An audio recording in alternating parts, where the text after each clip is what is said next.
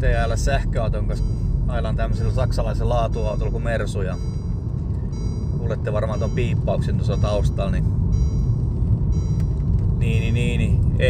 Eilen avasin konepellin ja ei ois kannattanut avata. Ei vittu saa kiinni konepeltiin. Kertokaa nyt Merssumiehet, että millä helvetin tuo konepelli saa kiinni. Niin ettei tuu Tää laitetaan nyt piippauksen kanssa. Vaikka kuinka kovin yrittäis lyödä, niin ei. Voi jessus sentään. Tää on tätä polttomoottoriautoilua. Noniin, part 2. Se menee niinku kahdelta puolelta kiinni. Vaikuttaa tää puoli ei mene kiinni. Mä laitoin jotain CRCtä siihen ja... Tiedä mitä helvettiä tän kanssa tekee. Antakaa nyt joku vinkkei. Ketä tietää mikä tässä on. Todennäköisesti johtuu jotenkin tosta. Kokeillaan syödä oikein voimalla.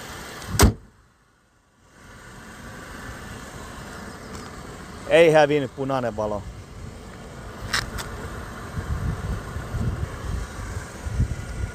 No vittu, ajellaan punaisen valolla. Mut pistäkää vinkkejä. Nyt on tää puoli niinku valmis. Sitten siirrytään tää puoli. Tää oli niinku mun mielestä se, mikä ei mennyt kunnolla kiinni. Tai veikkaan, että se on tää puoli. Mut katsotaan. No niin. Nyt on molemmat putsattuna ja pistetään konepelti kiinni ja ainakin hyvin napsahti. Sitten niin katsotaan herjaaksi. Mikä tää auto ei löydä virrat päälle. Ei auttanut. Nätti ajoukeli.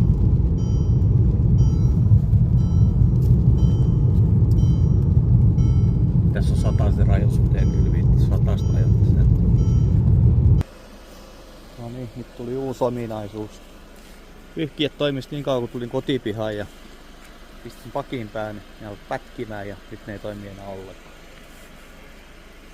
Liittyy varmaan tähän kun tää konepelti on edelleen auki. Ai Jeesus sentään. Meinasin kokeilla noita kumitutteja laskea vähän alemmasta. Mä jostain luin semmosen ohi, että jos se auttaisi. En tiedä mitä tän romun kanssa tekee. Vihdoin ja viimein. Mä laskin kuskin puolesta kumituttiin. Varmaan 2 kierrosta alas. Nyt toimii taas. Loppus toi kilkutus. Yritin tuolta pelkäänkin puolelta laittaa, mutta vaikka se oli ihan niinku laatua on vain Kamasatulsi 10 millinen, niin se on jotenkin niin semmoisen asennossa siellä, että niin se vaan pyörähti sit se mutteri ja vähän pyöristys ja mä antaa olla kokeilla nyt kun se toinen puoli on laitettu. Nyt on hävinnyt, enkä varmaan avata konepeltiä enää.